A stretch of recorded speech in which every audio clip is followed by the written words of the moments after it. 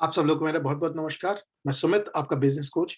आज मैं आप लोगों के सामने एक बहुत ही इंटरेस्टिंग टॉपिक लेके आया हूँ और इस वाले टॉपिक का जो नाम है वो है थ्योरी ऑफ कंस्ट्रेंट्स। तो इस वाली चीज को समझते हैं कि थ्योरी ऑफ कंस्ट्रेंट्स क्या होती है और इसे आप एज अ बिजनेस ओनर कैसे यूटिलाइज कर सकते हैं। तो थ्योरी ऑफ कंस्ट्रेंट्स जो है उसमें की वर्ड है कंस्ट्रेंट। कंस्ट्रेंट का जो मतलब होता है वो होता है बाधा।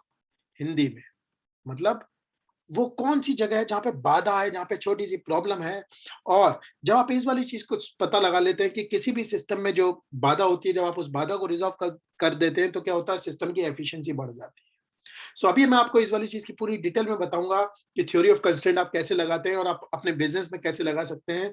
पर ये समझ लीजिए कि ये बहुत ही important theory as a business owner जो आपको समझ में आनी चाहिए, क्योंकि इससे बहुत सारे बिजनेस में इंप्रूवमेंट्स लाए जा सकते हैं। और ये वो थ्योरी है जो मैं अपने बहुत सारे बिजनेस जितने भी जिन लोगों को कंसल्ट करता हूँ, जिनकी मदद करता हूँ, उनके बिजनेस को ग्रो करने में, ऑर्गेनाइज करने में, ये थ्योरी का मैं बार बार इस्तेमाल करता हूँ। तो ये थ्योरी बेसिकली ये कहती है यार, किसी भी लिंक में क्या करो, सबसे वीकेस्ट लिंक को पता लगाओ कि सबसे कमजोर कड़ी कौन सी है। उस कमजोर कड़ी को क्या कर दो, रिजॉल्व कर दो, तो क्या हो जाएगा, तुम्हारे सिस्टम की एफिशिएंसी अपने आप बढ़ जाएगी। तो जो मैं कह रहा हूं इस वाली चीज को एक एग्जाम्पल से समझने की कोशिश करते हैं। तो मान लीजिए आपके पास ये 5 मशीन है। ये ए मशीन है, ये बी है, ये सी है, डी है और ई है। ये मशीन जो है ये 10 पार्ट्स बनाती है 1 घंटे में। ये जो बी वाली मशीन है ये 8 पार्ट्स बनाती है 1 घंटे में। ये सी वाली जो मशीन है ये 12 पार्ट्स बनाती है 1 घंटे में। और ये जो डी वाली मशीन है ये 6 पार्ट्स बनाती है 1 घंटे में। और ई वाली जो मशीन है ये मशीन आपकी 12 पार्ट्स बनाती है 1 घंटे। अब अगर यहां से हम कुछ इनपुट डालें और वो ए के थ्रू निकले, बी पे जाए, बी से सी पे जाए, सी से डी पे जाए और डी से ई पे जाए, तो अगर मैं आपसे क्वेश्चन पूछूं कि what is the number of parts, what is the number of parts, how many parts would be produced in 1 hour. So इस वाली क्वेश्चन को जरा सोचिए जो मैंने आप लोगों से पूछा है कि 1 घंटे में कितने पार्ट्स को प्रोड्यूस किया जा सकता है। ये वाला जो मैंने आपको सिस्टम दिया, इस वाले सिस्टम के तहत जरा देखिए। अगर आप देखेंगे तो आपको समझ में आएगा कि यार इस वाली चीज में ज्यादा से ज्यादा आप कितनी भी ताकत लगा लो, 6 पार्ट्स निकल के आएंगे। और ये वाले जो 6 पार्ट्स निकल के आएंगे ये डी मशीन से निकल के आएंगे। क्यों? क्योंकि आप कितनी ताकत लगा लो, ये सिर्फ 6 ही पार्ट्स निकाल सकती है। अब मान लो अगर मैं ये जो बी वाली जो मशीन है इसकी एफिशिएंसी बढ़ा के 8 की जगह 10 कर देता, तो मैंने क्या करा, मैंने एक इंप्रूवमेंट का प्रोजेक्ट रन किया और कहा कि भाई ये जो बी वाली मशीन है इसको 10 कर। सो ये मशीन अब 10 की हो गई, यानी कि 1 घंटे में इसके 10 पार्ट निकलेंगे, इसके 10 पार्ट निकलेंगे, इसके 12 पार्ट निकलेंगे, इसके 6। तो आप देखेंगे कि केस 1 में तो 6 था, केस नंबर 2 में, जो केस नंबर 2 है, जब हमने बी को 10 कर दिया तब भी आप देखेंगे इसके 6 ही पार्ट्स निकल के आए। इसका मतलब क्या है? इस वाली चीज का एक बेसिक मतलब है कि भाई इधर उधर मेहनत करोगे तो सिस्टम की एफिशिएंसी नहीं बढ़ेगी। आपको क्या पता लगाना पड़ेगा, वीकेस्ट लिंक पता लगाना पड़ेगा सिस्टम में कौन सा है। जब उस जगह काम करोगे तो रिजल्ट आएगा। तो आप देखेंगे इस पूरे सिस्टम में जो सबसे वीकेस्ट पार्ट है वो वीकेस्ट पार्ट डी है। अगर मैं किसी तरीके से इस डी पार्ट की जो एफिशिएंसी बढ़ा के अगर इसकी एफिशिएंसी मैं 6 की जगह 9 कर दूं, मैंने इसकी एफिशिएंसी 6 की जगह 9 कर दी, तो थर्ड केस में आप देखोगे कि अब इस सिस्टम में अगर हम पूछेंगे यार 1 घंटे में कितने पीस निकलेंगे, तो आप देखोगे इस सिस्टम में अब आप देखेंगे तो ये वाला केस हमारा खत्म था, बी जो है वो 8 बना रहा है, तो आप देखेंगे इस सिस्टम में अब 8 पीसेस निकलेंगे। क्यों? क्योंकि अब बी वीकेस्ट लिंक बन गया। अब मुझे इस सिस्टम की अगर एफिशिएंसी बढ़ानी है तो मुझे क्या करना पड़ेगा, बी के पे काम करना पड़ेगा। तो देखिए पहले केस में 6 थी इस सिस्टम की एफिशिएंसी, मैंने सिर्फ इस 6 वाले को रिजॉल्व करके 9 कर दिया। जब मैंने इसको 9 कर दिया तो इस सिस्टम की एफिशिएंसी बढ़ गई, लेकिन 9 नहीं हुई, क्या हो गई, बढ़ के उसके सेकंड वीकेस्ट लिंक की तरफ हो गई जो कि 8 था। अब अगर मैं इसकी सिस्टम की एफिशिएंसी बढ़ाना चाहता हूं तो नेक्स्ट एफिशिएंसी जो मैं लेके जाना चाहता हूं, ये 6 की जगह अगर ये 9 है, तो अगर मैं इसे लेके जाना चाहता हूं तो अब आप देखेंगे अब चौथे केस में 9 पार्ट्स निकलेंगे।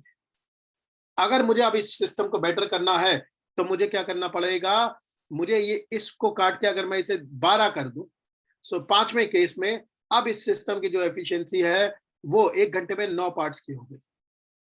मुझे ये रिजॉल्व करना पड़ेगा, इसे 9 करके अगर मैं 12 कर दूं तो आप देखेंगे इस सिस्टम की जो एफिशिएंसी है, छठे केस में सबसे वीकेस्ट लिंक कौन सा है? ए है।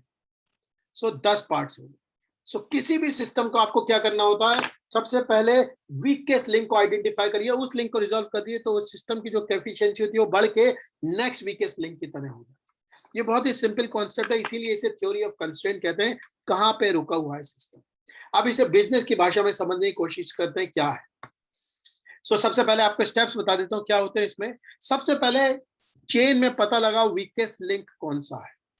जैसे हमारे उस वाले केस में जो 6 पार्ट्स बनाती थी मशीन, वो वीकेस्ट लिंक थी। अब रिजॉल्व करो वीकेस्ट लिंक को। सिस्टम की जो एफिशिएंसी है वो क्या होगी? ऑटोमेटिकली ऊपर चली जाएगी। तो ये स्टेप नंबर 1, स्टेप नंबर 2 और स्टेप नंबर 3।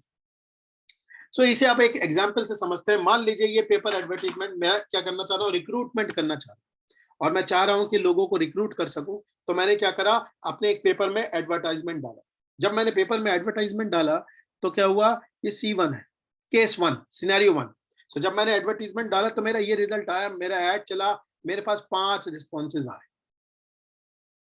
इसमें से 0 शॉर्टलिस्ट हुए, 0 के इंटरव्यू हुए, और सॉरी, शॉर्टलिस्ट की जगह क्या कर देते हैं इसे? Shortlist CV, right. और ये शॉर्टलिस्ट इंटरव्यू है। CV मेरे 0 शॉर्टलिस्ट हुए, इंटरव्यू मेरे 0 हुए, और शॉर्टलिस्ट इंटरव्यू भी मेरा क्या हो गया? 0 हो। आप इस केस में देखेंगे यहाँ पे अगर मैं थ्योरी ऑफ कंस्ट्रेंट लगाऊं तो मुझे पास तो यार रिस्पॉन्सेज ही जनरेट नहीं हुए। अगर मेरे इस केस में रिस्पॉन्सेज जनरेट नहीं हुए तो मैं क्या करूंगा? पेपर एडवर्टाइजमेंट पे जाऊंगा और देखूंगा कि भाई मैंने सही जगह एडवर्टाइजमेंट दिया है कि नहीं दिया, और जो मैंने एडवर्टाइजमेंट दिया है वो कैसा दिया है, क्योंकि हो सकता है वो चैनल ही बढ़िया ना हो। तो मेरा जो क्वेश्चन उठेगा पहले केस में वो चैनल पे उठेगा कि भाई कहां दिया है, बढ़िया क्यों नहीं निकल के आ रहा है।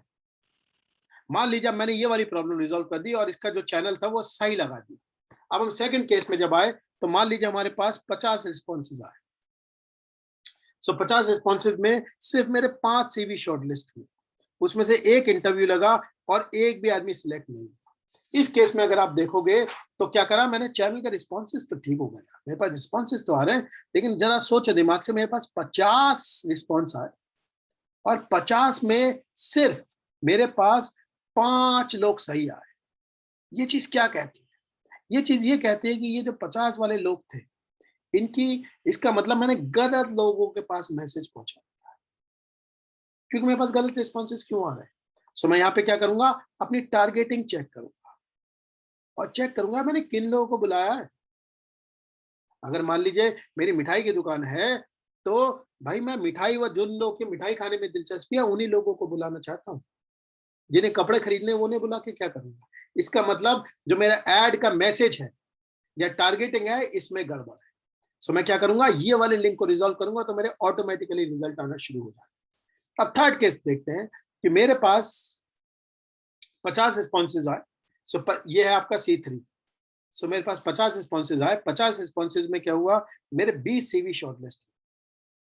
अगर मेरे 20 CV शॉर्टलिस्ट होगा इसका मतलब सही लोग तो मेरे पास पहुंच गए, लेकिन मेरे उसमें 2 ही इंटरव्यू लगे।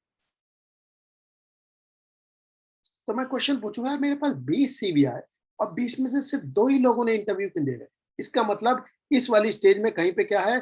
प्रॉब्लम है। या तो मेरे इंटरव्यू के टाइम में प्रॉब्लम है, या कोई ना कोई प्रॉब्लम है। तो मुझे क्या करना पड़ेगा? इस जगह पे जाना पड़ेगा और इस प्रॉब्लम को सॉल्व करना पड़ेगा। मेरे सिस्टम का जो आउटपुट होगा वो क्या होगा? ऑटोमेटिकली बढ़ जाएगा। आप एज अ बिजनेस ओनर किसी भी चीज को पकड़ सकते हैं, आपके स्टॉक के सिस्टम को, ऑपरेशंस को, मार्केटिंग को। ये वाली जो थ्योरी है ये सब जगह लगती है। क्या करो? वीकेस्ट लिंक आइडेंटिफाई करो, वीकेस्ट लिंक आइडेंटिफाई करो, उसे रिजॉल्व करो। आप देखेंगे यहाँ पे हमारा जो वीकेस्ट लिंक था वो क्या था? चैनल का सिलेक्शन। सेकंड वाले केस में जो हमारा वीकेस्ट लिंक था वो थी टारगेटिंग और मैसेजिंग। जैसे जैसे हम इसे सही करते गए हमारी चीजों के रिजल्ट आते चलेगा। हमें ये थर्ड प्रॉब्लम रिजॉल्व करनी पड़ेगी। तो जब भी आप किसी आउटपुट को चाहते हैं तो आपको क्या करना पड़ेगा? हमेशा वीकेस्ट लिंक को आइडेंटिफाई करो और उसे रिजॉल्व करो। ऐसा कोई भी सिस्टम नहीं है, ऐसी कोई भी चीज नहीं है जिसमें इंप्रूवमेंट नहीं लाया जा सकता। तो फटाफट इस वाली थ्योरी को इस्तेमाल करना शुरू कर दीजिए सब जगह पे, और इसे यूटिलाइज करिए, क्योंकि बहुत ही इंपॉर्टेंट मैनेजमेंट की थ्योरी है और खूब जगह पे लगती है बिजनेस इंप्रूवमेंट के प्रोजेक्ट्स में। McKinsey, Price water house Coopers, ये बड़ी बड़ी जो कंपनी होती हैं इसका खूब इस्तेमाल करती हैं और लाखों लाखों रुपए लेती हैं इन जरा जरा चीजों के लिए जो मैंने आप लोगों को बताई। सो आशा करता हूं आप इस वाले वीडियो में जो आपको नॉलेज मिली है उस वाली चीज को इस्तेमाल करेंगे और थ्योरी ऑफ कंस्ट्रेंट लगा के अपने वीकेस्ट लिंक को रिजॉल्व करके अपने बिजनेस को नेक्स्ट लेवल पे लेके जाएंगे। अगर आपको ये वीडियो पसंद आया हो तो प्लीज इसे लाइक करिए, सब्सक्राइब करिए और शेयर जरूर करिए। और हमारे चैनल पे डेडिकेटेड मैन्युफैक्चरर, होलसेलर और रिटेलर, सर्विस बिजनेस सबके लिए डेडिकेटेड प्लेलिस्ट बनी हुई है। तो आप लोगों से मैं रिक्वेस्ट करूंगा, आप लोग उस प्लेलिस्ट पे जा सकते हैं और जाके देख सकते हैं और इसे यूटिलाइज कर सकते हैं। मेरे अगले वीडियो तक के लिए आपको बहुत बहुत नमस्कार। Thank you very much.